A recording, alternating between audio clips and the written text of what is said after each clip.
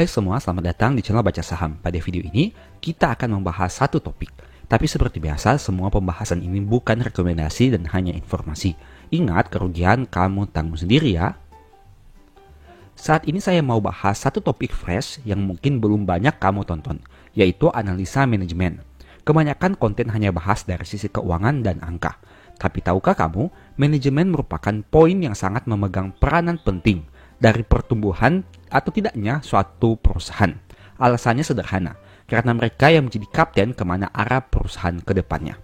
Oh iya, jika berbicara tentang manajemen, di sini saya memperkecil ruang lingkupnya dari sisi direktur dan komisaris saja. Bagi kamu yang belum tahu beda dari direktur dan komisaris, mudahnya, direktur adalah orang yang memimpin perusahaan dan terlibat langsung di dalam operasional bisnis. Sedangkan komisaris biasanya berfungsi sebagai pengawas yang mengawasi aktivitas perusahaan. Nah, terkait analisa manajemen, setidaknya ada beberapa poin yang bisa kamu fokuskan. Poin-poin itulah yang akan dibahas dengan lebih detail pada video ini. Untuk itu, nonton hingga selesai agar mendapat pemahaman yang utuh. Poin pertama, manajemen dijabat oleh pemilik perusahaan. Kalau misalnya kamu ditawarkan pada dua pilihan investasi rumah makan. Rumah makan A dikelola langsung oleh pemiliknya, sedangkan rumah makan B dikelola oleh bukan pemiliknya. Kamu lebih tertarik untuk berinvestasi di rumah makan yang mana? Mayoritas dari kita mungkin akan memilih rumah makan A karena dikelola langsung oleh pemiliknya. Alasannya sederhana, karena pemilik tentu berharap usahanya terus maju dan bukan malah bangkrut. Sedangkan jika dikelola oleh bukan pemilik, dia tidak ada beban karena bukan yang memiliki usaha tersebut. Saya ingin memperjelas statement tadi, di mana yang saya maksudkan adalah pemilik usaha masih terlibat dalam bisnis perusahaan, entah secara langsung sebagai direktur ataupun hanya mengawasi sebagai komisaris. Mungkin ada pihak lain yang punya keterampilan yang lebih hebat dari pemilik itu sendiri dan menjadi bagian dari manajemen. Tentu tidak masalah dan hal itu sangat lazim terjadi. Tapi intinya, apakah pemilik dari perusahaan itu masih di dalam atau tidak? Contohnya adalah perusahaan PT Indofood atau INDF yang dimiliki oleh Grup Salim. Kalau melihat susunan manajemen, bisa dilihat bahwa Pak Antoni Salim menjabat sebagai Presiden Direktur Perusahaan. Yang artinya, beliau sebagai pemilik perusahaan masih terlibat langsung di dalam aktivitas operasional usaha. Dengan kata lain, arah perusahaan mau dibawa kemana, itu masih tergantung keputusan dari Presiden Direktur, yang juga merupakan pemilik perusahaan. Contoh lain adalah PT Avia Avian dengan kode Avia. Seperti yang kamu tahu, perusahaan ini dimiliki oleh keluarga Tanoko. Jika dilihat dari susunan manajemen, Pak Hermanto Tanoko masih menjabat sebagai Presiden Komisaris perusahaan. Artinya, meski beliau tidak masuk ke dalam susunan direksi, tapi Pak Hermanto masih melakukan fungsi pengawasan karena menjabat sebagai Presiden Komisaris. Poin kedua, regenerasi kepemimpinan. Logikanya sederhana seperti ini. Jika kamu punya bisnis dan bisnis itu berkembang pesat, kamu berencana untuk mewariskan bisnis itu kepada siapa? Apakah anak, teman dekat, atau rekan bisnis yang jago? Mayoritas dari kita mungkin akan memilih mewariskan bisnis kepada keluarga. Dalam hal ini mungkin saja anak. Artinya kita juga harus pertimbangkan aspek manajemen dari sisi regenerasi kepemimpinan. Apakah usaha tersebut sudah dipersiapkan pengganti kepemimpinannya?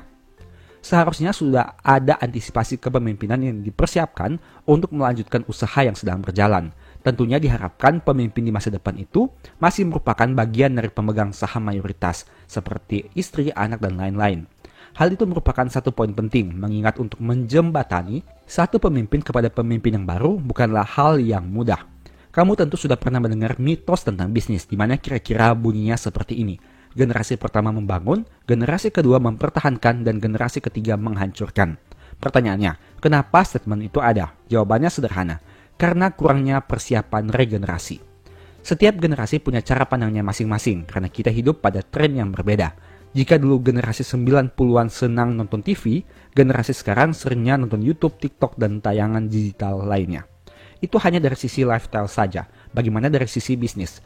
Tentu setiap orang punya cara pandangnya masing-masing, begitu juga dengan kepemimpinan. Untuk itulah kita perlu mencari perusahaan yang regenerasi kepemimpinannya baik. Caranya bagaimana? Salah satu caranya adalah dengan melihat apakah penerus tahta usaha sudah terlibat langsung di dalam bisnis itu atau tidak. Seharusnya, jika tongkat estafet kepemimpinan itu sedang dipersiapkan, penerus itu sudah mulai dilibatkan di dalam aktivitas usaha. Biasanya sudah memegang jabatan-jabatan yang strategis, entah itu kepala divisi, direktur, dan lain-lain. Contoh, seperti yang sudah kamu tahu, Bank BCA dimiliki oleh grup Jarum atau keluarga Hartono. Jika melihat susunan manajemen perusahaan, kamu akan temukan bahwa ada nama Hartono yang menjabat sebagai wakil presiden direktur perusahaan, yaitu Pak Arman Hartono. Dari sini kita bisa melihat bahwa tongkat estafet regenerasi kepemimpinan itu sudah dipersiapkan untuk perusahaan besar berskala internasional seperti Bank BCA.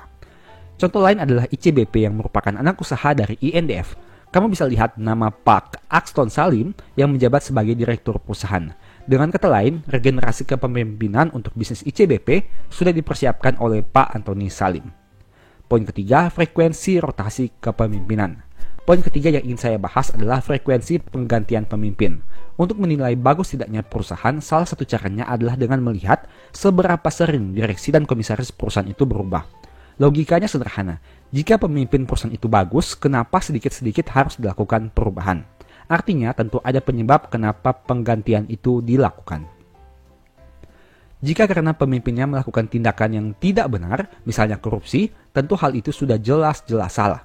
Tapi apabila tanpa alasan jelas terjadi perubahan terus-menerus, itu bisa jadi signal bagi investor untuk menganalisanya. Apakah karena manajemen saat ini membuat pencapaian perusahaan di bawah ekspektasi pemiliknya, ataukah ada hal lain yang menjadi penyebabnya? Nah, berkaitan dengan manajemen, selain 3 poin tadi, ada beberapa hal juga yang sebaiknya kamu pertimbangkan untuk dianalisa. Saya sudah pernah buat videonya, agar lebih jelas silahkan nonton hingga selesai. Semoga ada informasi baru yang diperoleh dan berdampak positif terhadap pertumbuhan portofoliomu. Pada video ini saya tidak akan bahas lagi ke 5 poin tadi, tapi saya tertarik untuk membedah satu cara analisa yang belum banyak dibahas orang, yaitu bagaimana menilai manajemen perusahaan itu bagus atau tidak. Topik ini tidak sering dibahas karena biasanya kita hanya melihat dari aspek keuangan dan harga saham saja. Tapi pada video ini, saya ingin fokus berbagi cara analisa kepada kamu untuk menilai apakah manajemen perusahaan itu orang yang bertanggung jawab atau tidak. Ingat, manajemen merupakan orang tertinggi yang memimpin perusahaan secara langsung, sehingga keputusan yang mereka ambil tentu akan berpengaruh kepada kinerja perusahaan. Jadi, pastikan kamu tidak pilih saham yang manajemennya kacau. Poin pertama, cari tahu siapa saja direksi dan komisaris serta latar belakangnya. Di zaman teknologi ini sudah banyak cara yang bisa dilakukan untuk mencari tahu siapa saja direksi dan komisaris perusahaan, serta bagaimana latar belakangnya. Entah dari laporan tahunan, aplikasi sekuritas, dari Google, dan lain-lain. Sebagai contoh, ini merupakan daftar manajemen BRI yang saya kutip dari laporan tahunan BRI tahun 2023. Kamu bisa lihat untuk nama-namanya berdasarkan tampilan berikut ini. Sebagai contoh, ini merupakan profil singkat dari Presiden Direktur Bank BRI atas nama Pak Sunarso. Beliau menjabat di BRI sudah 2 periode, yaitu tahun 2019 sampai tahun 2023 dan tahun 2023 sampai tahun 2028. Kamu bisa lihat beberapa informasi penting tentang manajemen perusahaan di laporan tahunan atau sumber data yang lain. Di sini terlihat pengalaman beliau yang mana memiliki beberapa pengalaman yang strategis. Ada juga rangkap jabatan yang beliau miliki hingga saat laporan tahunan ini dibuat. Jadi kamu bisa pelajari bagaimana pengalaman kerja manajemen perusahaan sebelum menjabat di perusahaan sekarang dan rangkap jabatan apa saja yang dia miliki. Poin kedua, lihat kinerja keuangan perusahaan saat manajemen itu menjabat. Hal kedua yang bisa dilakukan adalah dengan melihat kinerja perusahaan saat manajemen itu memegang jabatan strategis di perusahaan. Ini bertujuan untuk mengukur prestasi manajemen baru saat menduduki posisi penting di perusahaan. Apakah laba perusahaan terus tumbuh, turun, atau tetap? Kita bisa menganalisa hal ini dengan membandingkan tahun menjabat manajemen itu dengan kinerja keuangan terutama laba di tahun tersebut. Mungkin akan lebih relevan jika mengambil data 1 tahun setelah menjabat, karena tentu dibutuhkan proses waktu yang tidak singkat untuk melihat hasil kebijakan dan kepemimpinan dari mereka. Kita akan gunakan contoh Presiden Direktur BRI yang tadi sebagai perbandingan. Ini merupakan data historikal laba yang saya kutip dari laporan tahunan BRI. Kamu bisa lihat perbandingan laba BRI sebelum dan saat Pak Sunarso menjabat sebagai Presiden Direktur. Menarik kan, dengan nominal laba yang semakin besar, persentase pertumbuhan laba malah jadi lebih besar. Saat tahun 2015, BRI mencatat laba 25,3 triliun dan naik sekitar 35% menjadi 34,3 triliun di tahun 2019. Sedangkan saat Pak Sunarso menjabat mulai tahun 2019, di tahun 2019 tadi laba BRI adalah 34,3 triliun rupiah dan tumbuh menjadi 60 triliun rupiah di tahun 2023. Itu artinya terjadi kenaikan sekitar 74% dari tahun 2019 ke tahun 2023. Ini menarik, dari yang awalnya hanya tumbuh 35% selama 5 tahun, di tahun 2019 hingga tahun 2023, laba BRI naik 74%, kenaikan yang sangat luar biasa. Dari data ini saja bisa dilihat bahwa perusahaan punya pertumbuhan yang sangat baik sejak tahun 2019 hingga tahun 2023. Memang di tahun 2020, labanya sempat turun menjadi 18,6 triliun karena krisis. Tapi hal itu bisa dimaklumi karena hampir semua perusahaan besar juga mengalaminya. Malah menurut saya ada poin plus dari data ini, karena Pak Sunarso menjabat sebagai Presiden Direktur pada tahun 2019, berarti beliau langsung menghadapi tantangan krisis 1 tahun setelah menjabat. Hal ini menunjukkan kehebatan beliau untuk menyelesaikan masalah yang sangat kompleks dan membuat BRI terus tumbuh sebagai pemenang, hingga bisa mencetak angka laba 60 triliun di tahun 2023. Menariknya lagi, saat Pak Sunarso menjabat sebagai Presiden Direktur hingga Q1 tahun 2024, BRI masih konsisten menjadi perusahaan publik yang mencetak laba terbesar di Indonesia. Pencapaian ini tidak main-main, karena merupakan pencapaian yang sangat luar biasa. Bukan hanya karena cetak laba terbesar, tapi konsisten mempertahankan sebagai perusahaan yang bisa hasilkan laba terbesar di Indonesia. Poin ketiga, amati corporate action yang dilakukan manajemen saat harga saham turun. Apakah mereka peduli kepada pemegang sahamnya? Kamu harus lihat tindakan apa yang dilakukan manajemen saat harga saham turun. Apakah mereka peduli atau tidak? Sebagai contoh, BRI dan ADRO merupakan dua perusahaan yang memiliki corporate action buyback saham saat harga saham perusahaan ini turun signifikan. Ini merupakan salah satu contoh yang baik dari manajemen, karena mereka peduli dengan harga saham dan tentunya juga peduli kepada pemegang saham, sehingga mereka melakukan buyback atas terjadinya penurunan harga saham yang signifikan. Poin keempat, lihat di laporan tahunan apakah manajemen memiliki saham perusahaan yang mereka pimpin. Apakah kepemilikan saham mereka terus bertambah, tetap, atau malah berkurang? Logikanya, jika mereka percaya dengan perusahaan yang dipimpin, seharusnya kepemilikan saham mereka terus bertambah juga dari waktu ke waktu. Kita bisa lihat di sini, di tahun 2021 tepatnya pada 31 Desember, jumlah kepemilikan saham Pak Sunarso adalah 1,8 juta. Naik menjadi 2,3 di tahun 2022 dan naik menjadi 3,2 per Desember tahun 2023. Itu artinya dalam 3 tahun terakhir, kepemilikan saham Pak Sunarso konsisten tumbuh dari tahun ke tahun. Nah, ini merupakan salah satu hal yang menarik, karena berarti beliau memiliki kepercayaan kepada perusahaan yang dipimpinnya. Artinya, beliau bukan hanya sekedar memimpin, tapi juga menjadi pemegang saham dari perusahaan yang dia pimpin. Poin kelima, apakah manajemen masih punya hubungan dengan pemegang saham pengendali? Apabila manajemen masih punya hubungan dengan pemegang saham pengendali, menurut saya pribadi itu adalah suatu hal yang baik. Karena secara tidak langsung, kebijakan-kebijakan yang akan diambil tentunya mempertimbangkan kepentingan pemegang saham pengendali juga. Hal ini bisa berdampak positif kepada pemegang saham minoritas dan meningkatkan kepercayaan pemegang saham atas perusahaan itu. Sebagai contoh, berdasarkan data yang ada di Google, diketahui bahwa kepemilikan saham Presiden Direktur ADRO atas nama Pak Boy Thohir cukup besar, karena berada di atas 5%. Hal ini berarti bisa dikatakan Presiden Direktur ADRO merupakan salah satu orang penting dari pemegang saham besar di perusahaan yang dipimpinnya. Menurut saya ini merupakan hal positif yang bisa kita temukan dari saham ADRO. Berarti perusahaan ini masih dipimpin oleh orang yang punya hubungan dengan pemegang saham. Berhubung laporan keuangan Q3 2024 sebentar lagi akan terbit, jadi saya ingin membahas topik tentang laporan keuangan. Tujuan dari pembahasan ini agar kita bisa punya screening awal sehingga keputusan yang diambil bisa lebih matang. Kita akan melihat beberapa indikasi awal laporan keuangan perusahaan yang perlu diwaspadai agar menghindari hal-hal yang tidak diinginkan yang mungkin terjadi di kemudian hari. Diharapkan jika kita bisa sadar lebih cepat, keputusan yang diambil bisa lebih cepat dan tepat, sehingga pada akhirnya dapat meminimalisir potensi risiko penurunan portofolio, tapi di sisi lain dapat membuat portofolio tumbuh dengan lebih maksimal.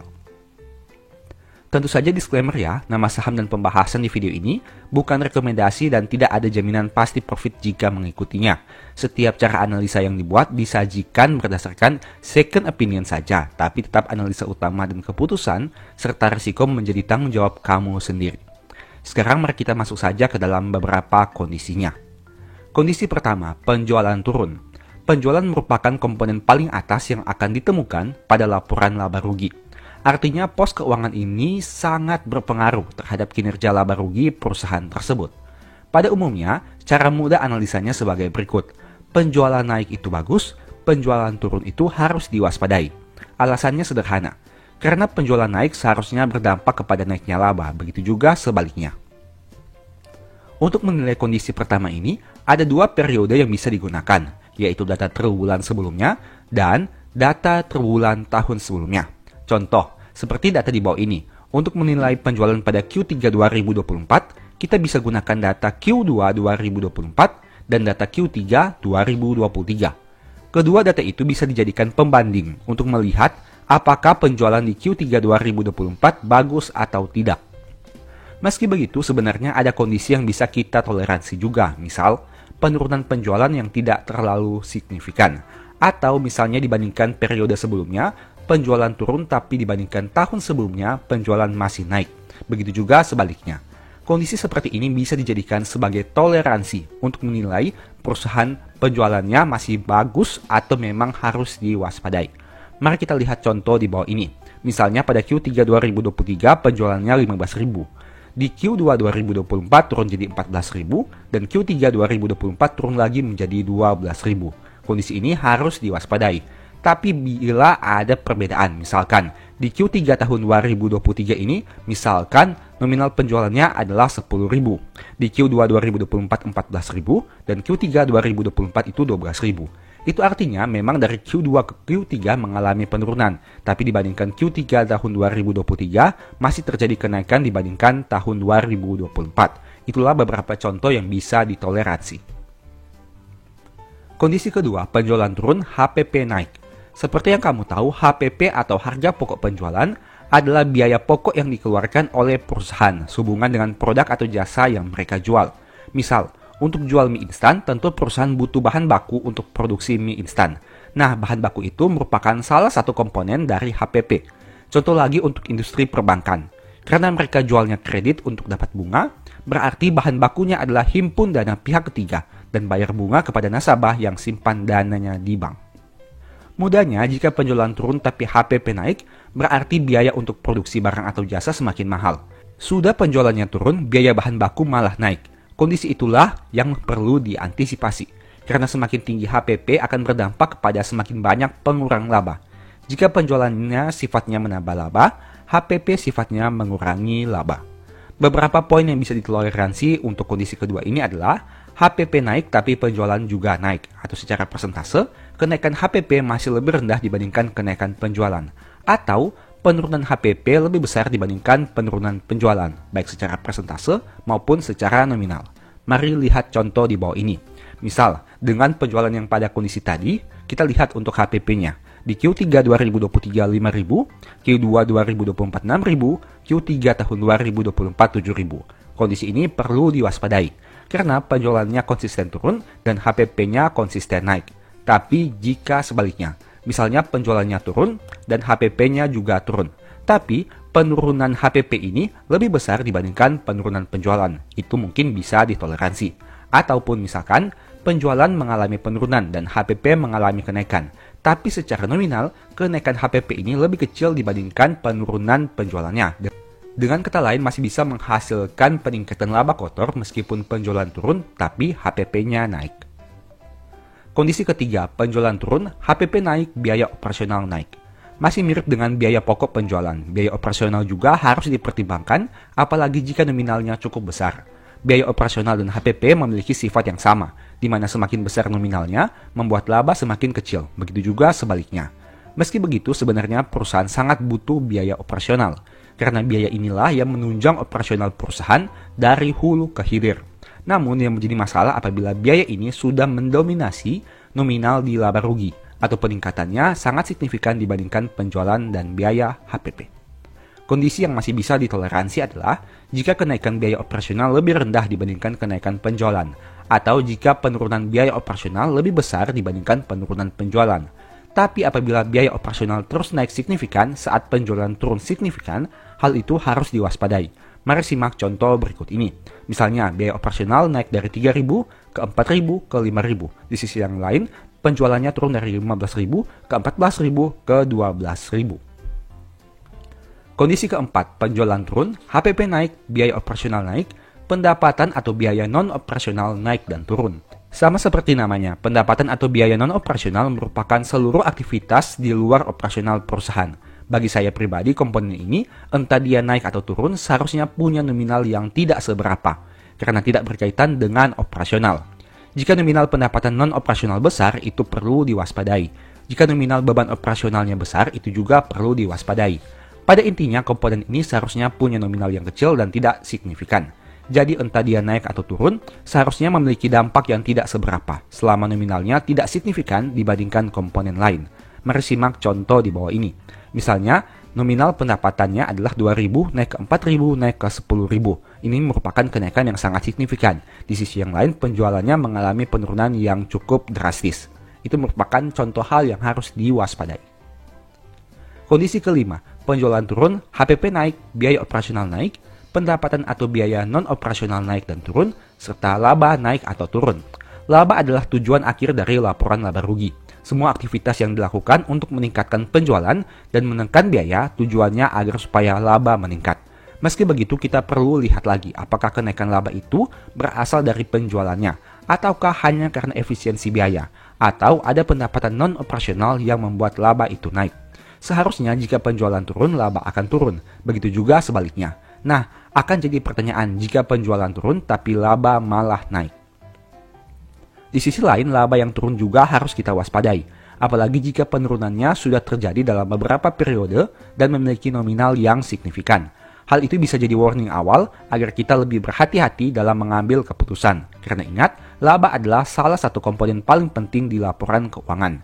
Laba bisa berdampak pada harga saham, bisa juga berdampak pada kebijakan pembagian dividen, bisa berdampak pada pertumbuhan ekuitas, bisa berdampak pada prospek perusahaan ke depan, dan masih banyak lagi dampak yang mungkin terjadi dari satu komponen yang namanya laba. Jika laba turun, biasanya akan banyak hal terjadi. Jika laba naik, biasanya juga akan ada banyak hal yang terjadi. Jadi pastikan kamu tahu dengan detail dari mana angka laba itu berasal. Apakah dari operasional usaha ataukah hanya karena hal-hal lainnya. Jika 5 kondisi tadi yang kita bahas dari sisi laba rugi, ada juga beberapa hal yang perlu diperhatikan dari sisi neraca keuangan, yaitu yang pertama, perusahaan punya banyak hutang, apalagi hutang berbunga. Kedua, peningkatan hutang jauh lebih tinggi dibandingkan peningkatan ekuitas. Ketiga, perusahaan punya saldo kas yang sangat sedikit dibandingkan hutang yang akan segera jatuh tempo. Keempat, ekuitasnya konsisten turun, liabilitas konsisten naik. Kelima, aset liquid yang dapat dikonversi menjadi cash sangat sedikit. Dan masih ada lagi beberapa poin lain yang perlu diperhatikan. Intinya, kita melakukan analisa laporan keuangan bertujuan agar tahu dengan jelas kondisi perusahaan yang paling update. Hal itu dibutuhkan agar keputusan yang diambil bisa menjadi lebih akurat. Artinya, apapun usaha yang kita lakukan, pada ujungnya bertujuan agar portofolio kita tumbuh dengan konsisten dan pesat dari waktu ke waktu. Kita belajar laporan keuangan bukan untuk jadi ahli atau profesor, tapi untuk cari keuntungan di pasar saham. Tidak perlu tahu seluruh detail laporan keuangan dan tidak perlu adu hebat dengan orang lain dalam analisa.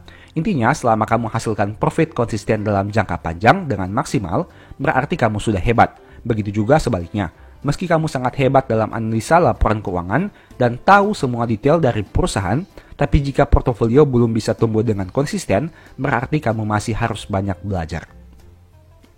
Intinya semua tentang profit konsisten dan bukan tentang siapa lebih pintar. Karena di pasar saham kita cari untung bukan cari siapa yang paling pintar. Semoga video ini bermanfaat dan ada hal baru yang bisa kamu peroleh. Sebagai informasi, kalau kamu masih mau belajar lebih lanjut, mungkin video berikut ini bisa membantu. Simak hingga selesai agar mendapat pemahaman yang utuh. Pada video ini saya tidak akan mengulangi pembahasan tadi karena sudah sangat jelas. Tapi saat ini saya mau membahas dari sudut pandang yang berbeda, yaitu saham seperti apa yang boleh di hold saat harganya turun, dan saham seperti apa yang sebaiknya kita cut loss saat harganya turun. Saya akan menggunakan contoh kasus agar kamu lebih mudah memahaminya. Tapi ingat, semua nama saham yang disebutkan bukan rekomendasi. Saya tidak pernah mengatakan saham tersebut bagus atau jelek, karena kamulah yang harus menentukan secara pribadi. Jadi, saham yang disebutkan hanya sebagai contoh saja. Berikut ini beberapa kriteria yang sebaiknya dipertimbangkan. Pertama, kebutuhan masyarakat atas produk atau jasa perusahaan. Kedua, kepemilikan saham dari pemegang mayoritas. Ketiga, top manajemen perusahaan apakah bermasalah atau tidak. Keempat, prospek kinerja ke depan, dalam hal ini penjualan dan pencapaian laba. Dan yang kelima, komposisi dan nominal hutang. Sekarang, mari kita bahas satu persatu. Pertama, kebutuhan masyarakat atas produk atau jasa perusahaan. Logikanya, kalau produk atau jasa perusahaan sudah kurang diminati, perusahaan tersebut akan sulit mencetak pertumbuhan laba. Jika menyebut nama Nokia dan BlackBerry, generasi sekarang mungkin sudah tidak mengetahuinya. Tapi bagaimana dengan generasi 90-an atau bahkan di bawah itu? Tentu kita sangat kenal dua brand handphone yang dulunya sangat populer. Dua merek HP itu sangat dicari dan dibutuhkan dulu. Hampir semua orang menggunakan salah satu dari dua merek tersebut. Tapi bagaimana setelah mengenal Android? Apakah Nokia dan BlackBerry tetap masih dibutuhkan? Kamu bisa lihat sendiri kondisi saat ini. Berapa banyak orang yang menggunakan HP dari dua merek itu. Menarik kan? Dulunya sangat dibutuhkan, tapi kini sudah ditinggalkan. Itu merupakan salah satu contoh nyata dari pentingnya melihat produk atau jasa suatu perusahaan. Apabila sudah ada indikasi produk atau jasanya mulai ditinggalkan, karena berbagai alasan, sebaiknya pertimbangkan untuk cut loss saham tersebut. Jangan sampai kamu sudah terlanjur rugi di atas 50%, baru berpikir untuk cut loss. Semakin cepat kamu menyadari signal buruk, semakin cepat kamu bisa cut loss. Tapi sebaliknya, apabila harga saham turun, tapi produk atau jasa perusahaan masih dibutuhkan, kamu bisa santai saja. Meski begitu, kamu perlu lihat lagi valuasi harga pembelianmu. Meski produknya sangat dibutuhkan, tapi kamu belinya terlalu mahal, berarti memang sebaiknya harus dipertimbangkan lebih jauh, apakah bisa di hold atau cut loss. Misal, kamu beli saham dengan PBV 30 kali yang menghasilkan laba 5 triliun. Di sisi yang lain, ada perusahaan yang PBV-nya hanya 3 kali, tapi labanya 50 triliun. Apakah menjadi masuk akal jika kamu tetap hold saham yang PBV-nya 30 kali itu? Artinya, kamu beli saham 30 kali lipat lebih mahal dari modalnya, hanya untuk perusahaan yang bisa menghasilkan laba 5 triliun. Padahal, di sisi yang lain, ada perusahaan yang bisa kamu beli dengan hanya 2-3 kali dari modalnya, tapi menghasilkan laba 50 triliun. Logikanya sederhana saja kan? Kedua, kepemilikan saham dari pemegang mayoritas. Saya punya satu pertanyaan sederhana. Katakanlah kamu seorang penjual bakso yang punya warung bakso. Kalau warung bakso kamu itu bagus, menghasilkan keuntungan yang terus bertambah setiap tahun, banyak pelanggan, hutang usahanya masih bisa dibayarkan dengan lancar, baksomu terkenal di mana-mana, pertanyaannya, apakah kamu mau jual kepemilikan saham kamu atas bisnis bakso itu? Logikanya, kalau kamu tahu usaha itu menguntungkan dan punya prospek yang bagus ke depan, kenapa harus dijual? Analogi itu bisa kita kaitkan dengan jual beli saham. Pemegang saham mayoritas yang tahu perusahaannya bagus, punya prospek yang cerah, mampu membayar hutang tepat waktu, produk atau jasanya terkenal, dan lain-lain. Tentu saja mereka tidak akan menjual saham miliknya secara mayoritas. Kalaupun dijual sedikit, total kepemilikan owner akan tetap lebih besar dibanding kepemilikan di masyarakat. Inilah salah satu tolak ukur yang bisa kamu gunakan. Apabila pemegang saham mayoritas dari saham yang kamu punya jual sahamnya hingga menjadi minoritas, sebaiknya pertimbangkan lagi untuk cut loss saham tersebut. Mereka saja yang tahu seluk-beluk saham itu mau jual sahamnya. Masakan kamu yang hanya penonton dari luar berani hold saham itu? Poin ketiga, top manajemen perusahaan bermasalah. Kalau kamu punya perusahaan, maukah kamu pekerjakan orang yang bermasalah sebagai bos di perusahaan itu? Tentu tidak kan? Dirinya saja bermasalah, bagaimana dia mau pimpin sebuah perusahaan? Logika sederhana itu bisa kamu gunakan saat menganalisa saham. Lihat saja track record direksi dan komisaris perusahaan. Apakah ada yang pernah terlibat kasus atau tidak? Di zaman sekarang ini, informasi sudah bisa ditemukan dari berbagai sumber. Kamu bisa mencari di Google dengan mengetik nama direksi atau komisaris, dan berbagai informasi akan disajikan kepada kamu. Kalau direksi atau komisaris perusahaan sudah diyakini terlibat suatu kasus, sebaiknya pertimbangkan lagi saham tersebut. Mungkin lebih aman kamu segera cut loss dan menderita kerugian, dibanding memutuskan terus hold saham itu, tapi tidak tahu kedepannya akan seperti apa. Kamu bisa cari di Google tentang beberapa saham yang dulunya top manajemen perusahaan itu sempat bermasalah. Bagaimana nasib saham-saham itu sekarang? Adakah yang harga sahamnya terus naik secara konsisten? Ataukah hanya menjadi saham dengan fluktuasi naik turun yang sangat tinggi? Silahkan buktikan sendiri dengan melihat realita yang terjadi di bursa. Keempat, prospek kinerja ke depan dalam hal ini penjualan dan pencapaian laba. Perusahaan akan bisa bertahan kalau dia mampu menghasilkan laba. Tapi, perusahaan baru bisa maju jika dia mampu meningkatkan laba. Dua hal ini serupa tapi tidak sama. Perusahaan yang mampu hasilkan laba itu bagus. Tapi, perusahaan yang mampu meningkatkan labanya itu lebih bagus. Meski begitu, harus ingat, laba itu berasal dari penjualan produk atau jasa. Jadi, yang lebih dahulu harus kamu cek adalah apakah penjualan produk atau jasa perusahaan itu bisa tumbuh setiap tahun atau tidak. Jika penjualan dan laba perusahaan terus tumbuh, itu bagus. Tapi, jika penjualan dan laba perusahaan terus turun, itu bahaya. Kamu bisa menemukan berbagai karakteristik perusahaan di bursa. Ada yang penjualan dan labanya terus naik. Ada yang penjualan dan labanya terus turun. Ada juga yang penjualan dan labanya naik turun. Jika saham yang kamu beli punya penjualan dan laba yang terus naik, santai saja. Jika saham yang kamu beli punya penjualan dan laba yang terus turun, pertimbangkan untuk cut loss.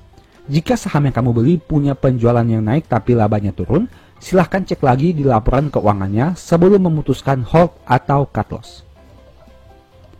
Ada beberapa perusahaan yang penjualannya naik tapi labanya malah berkurang.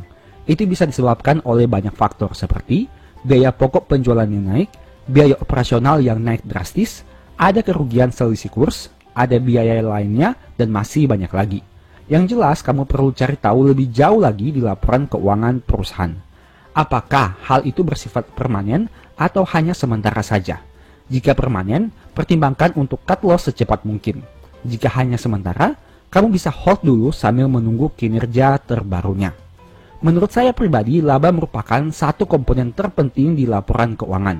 Sebagus apapun kinerja dan laporan keuangannya, tapi mereka tidak mampu cetak laba, menurut saya itu tidak ada artinya. Labalah yang akan membuat ekuitas perusahaan terus bertambah. Laba yang menyebabkan perusahaan bisa membagi dividen lebih besar di masa depan. Laba menjadi salah satu faktor yang membuat perusahaan bisa bayar hutang dengan lancar dan tepat waktu. Laba yang menjadi salah satu daya tarik orang ingin membeli saham tersebut. Dan masih banyak lagi manfaat dari laba yang bisa kamu analisa. Poin kelima, komposisi dan nominal hutang. Menurut saya pribadi, semakin besar hutang yang dimiliki membuat risiko perusahaan itu menjadi semakin besar juga. Kamu pilih mana? Meminjamkan uang 100 juta kepada orang yang punya aset 10 juta atau meminjamkan uang 100 juta kepada orang yang punya aset 1 miliar. Logika sederhana itu bisa kamu gunakan untuk analisa saham. Meski tidak menjamin, tapi masih lebih aman jika perusahaan punya komposisi dan nominal hutang yang lebih kecil dari ekuitas yang mereka miliki. Dalam hal ini kamu bisa melihat rasio DER perusahaan. Semakin besar rasio ini berarti komponen hutang terhadap modal perusahaan menjadi lebih besar. Ada dua hal sederhana yang bisa kamu perhatikan, yaitu yang pertama, cek apakah total hutang lebih besar dari modal perusahaan. Dalam hal ini berarti rasio DER di atas 100%. Kedua, apabila DER di atas 100%, cek lagi, apakah rasio DER dari waktu ke waktu terus naik atau tidak. Jika saham yang kamu beli punya rasio DER di atas 100 dan selama bertahun-tahun nominalnya terus naik, sebaiknya pertimbangkan untuk cut loss. Apalagi jika ternyata laba mereka mengalami penurunan atau bahkan merugi. Hal sebaliknya bisa kamu lakukan untuk saham yang punya rasio DER di bawah 100 dengan nominal yang wajar dan mampu menghasilkan pertumbuhan laba. Logika sederhana ini bisa membantu kamu untuk menganalisa apakah saham yang kamu miliki bisa di hold atau harus segera di cut loss. Kesimpulan, 5 poin yang saya bahas tadi memang tidak bisa menjamin keuntunganmu di pasar modal. Tapi setidaknya dengan mempertimbangkan 5 hal tadi, kamu jadi bisa berpikir dengan lebih rasional. Mempertimbangkan aspek risiko dan prospek perusahaan ke depan sehingga bisa mengambil keputusan. Dan pada akhirnya memperkecil risiko kamu untuk bangkrut di saham. Kita harus belajar berpikir secara rasional saat harga saham seakan-akan tidak rasional. Terkadang harga saham bisa turun signifikan, padahal kondisi perusahaan sedang baik-baik saja. Saat inilah sebenarnya kamu bisa manfaatkan untuk memperoleh keuntungan yang lebih maksimal. Tapi, apabila harga saham turun dan ternyata kondisi perusahaan juga sedang tidak baik-baik saja, sebaiknya kamu menganalisa 5 poin tadi untuk dijadikan referensi dan bahan pertimbangan. Apakah akan terus di hold atau di cut loss saja. Semoga pembahasan di video ini bermanfaat ya. Sebagai informasi, 5 poin tadi merupakan salah satu topik pembahasan di ebook Strategi Nabung Saham. Kalau kamu mau belajar lebih jauh tentang metode nabung saham dan berbagai hal teknis lainnya, mungkin ebook ini bisa jadi referensi. Untuk detail materi yang dibahas, kamu bisa lihat pada tampilan di bawah ini. Dan info pembelian silahkan chat WA di nomor di akhir video. Demikianlah pembahasan singkat pada video ini. Selalu ingat bahwa semua saham yang disebutkan bukan rekomendasi dan hanya informasi. Mohon agar dapat mengecek kembali data yang ditampilkan. Di video berikutnya ingin dibahas materi apa lagi? Tulis di kolom komentar ya. Sebagai informasi, channel YouTube Baca Saham sekarang ada 2. Yang pertama Baca Saham dan Baca Saham dari Nol. Berikut ini beberapa list ebook Baca Saham. Pertama, Stock for Living, Strategi Nabung Saham, The Stock Market, dan Cara Cepat Analisa Laporan Keuangan. Apabila tertarik, chat saja pada nomor WA yang ada. Sekian video ini, semoga bermanfaat. Thank you.